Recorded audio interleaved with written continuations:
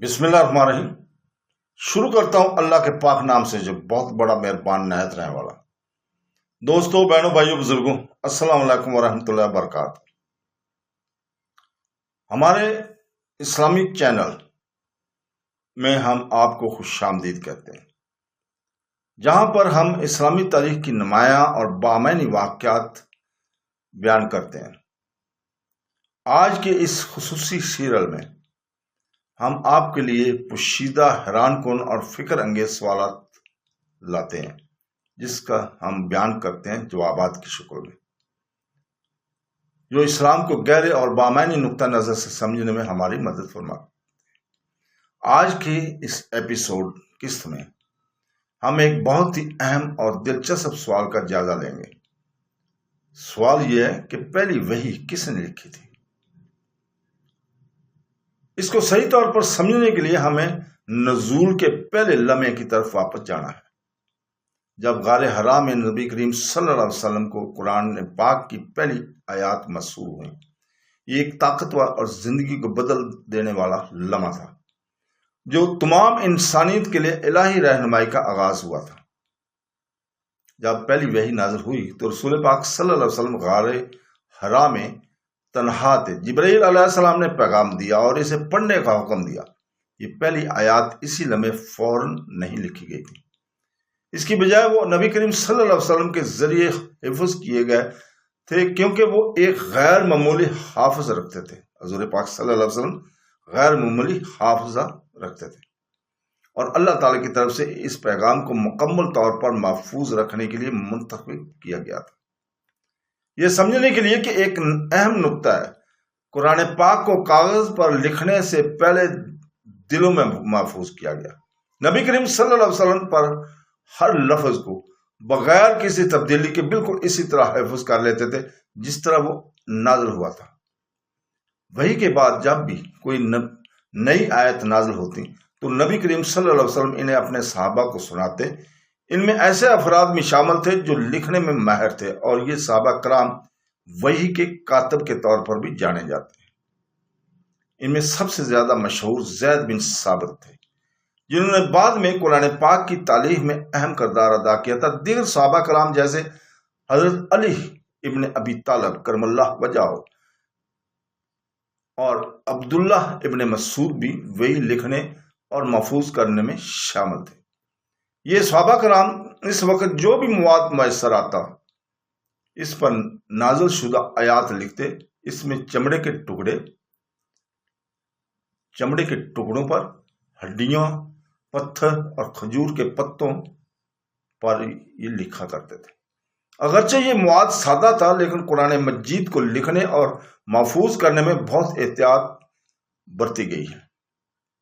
نبی کریم صلی اللہ علیہ وسلم نہ صرف آیات کا حکم دیتے تھے بلکہ اپنے ساتھیوں کی رہنمائی بھی کرتے تھے کہ ہر آیت کو ابواب میں کہاں رکھنا ہے، اور اس سے معلوم ہوتا ہے کہ قرآن پاک کی ترتیب بھی الہی ہدایات سے ہی چلی تھی۔ یہ نوٹ کرنا بہت ضروری ہے کہ تحریر ہر محفوظ کرنے کا واحد طریقہ نہیں تھا۔ بہت سے صحابہ کرام نے قرآن پاک کو مکمل حفظ کیا۔ حفظ اور تحریر کے اس امتیاز نے ایک مضبوط اور قابل بھروسہ نظام بنایا، جس نے یقینی بنایا کہ قرآن پاک میں کوئی تبدیلی نہیں ہو سکتی اور نہ ہوئی ہے۔ اس لیے جب ہم پوچھتے ہیں کہ پہلی وحی کس نے لکھی، تو جواب ملتا کہ اس کے نازل ہونے کے وقت کسی ایک شخص نے نہیں لکھا۔ پہلی وحی رسول پاک صلی اللہ علیہ وسلم نے حفظ کی تھی، اور بعد میں ان کے ساتھیوں نے لکھی تھی جو کاتب کے طور پر کام کیا کرتے تھے۔ تحفظ کا یہ طریقہ منفرد اور طاقتور ہے۔ اس سے پتہ چلتا ہے کہ قرآن پاک کو متعدد ذرائع سے محفوظ کیا گیا تھا، جس سے یہ تاریخ میں سب سے زیادہ درست طریقے سے محفوظ شدہ نصوص سے ایک ہے۔ ایک اور اہم سبق جو ہم اس سے سیکھتے ہیں وہ ہے ٹیم ورک اور ذمہ داری کی قدر۔ اسلام کے پیغام کو محفوظ کرنے میں صحابہ کرام نے اہم کردار ادا کیا تھا۔ ان میں سے ہر ایک نے خلوص اور لگن سے اپنا حصہ ڈالا تھا۔ یہ ہمیں یہ بھی سکھاتا ہے کہ علم ایک امانت ہے۔ صحابہ کرام نے جو کچھ وہ لکھ رہے تھے اس کی اہمیت کو سمجھا اور اسے صحیح طور پر محفوظ کرنے کو بہت خیال رکھا۔ محترم ناظرین، یہ موضوع ہمیں اس بات کی گہرائی سے تعریف کرتا ہے کہ قرآن پاک اپنی خالص اور غیر تبدیل شدہ شکل میں ہم تک کیسے پہنچا۔ یہ ہمیں یاد دلاتا ہے کہ آج ہم جو بھی لفظ پڑھتے ہیں اسے مخلص اور قابل اعتماد افراد کے سلسلے میں احتیاط سے محفوظ کیا گیا تھا۔ اس سے ہمارے یقین کو بھی تقویت ملتی ہے کہ اللہ تعالیٰ نے خود اس پیغام کی حفاظت کی ہے، یادداشت اور تاریخ دونوں کو محفوظ کرنے کی ذرائع کے طور پر استعمال کیا ہے۔ جب ہم اس سوال پر غور کرتے ہیں تو ہمیں احساس ہوتا ہے کہ وحی کا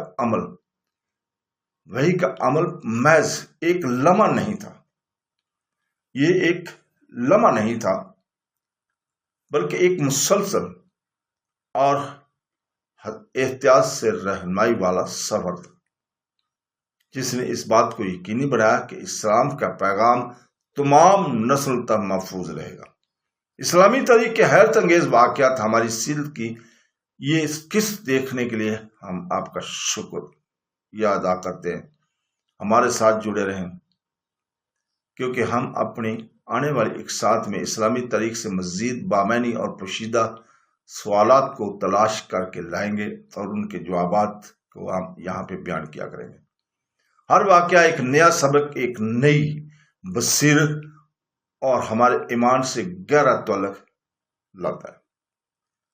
دوستو، بہنوں بھائیوں، اس کے ساتھ ہی ہم اجازت چاہیں گے اور ایز یوزل پہلے کی طرح ہم دعا کرتے ہیں کہ اے اللہ، ہمیں قرآن پاک پڑھنے، حضور پاک صلی اللہ علیہ وسلم کی حدیث مبارکہ کو پڑھنے، سمجھنے اور ان کے احکامات پر عمل کرنے کی توفیق عطا فرمائے۔ تو دوستو، کل انشاءاللہ تعالیٰ اسی وقت ایک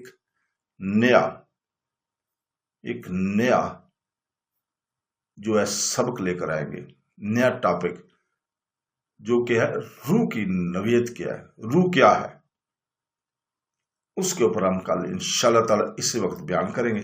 کل شام 6 بجے تک آپ سے اجازت چاہتے ہیں۔ اللہ تعالیٰ آپ کو نصرت عطا فرمائے، آمین ثم آمین۔ اللہ حافظ۔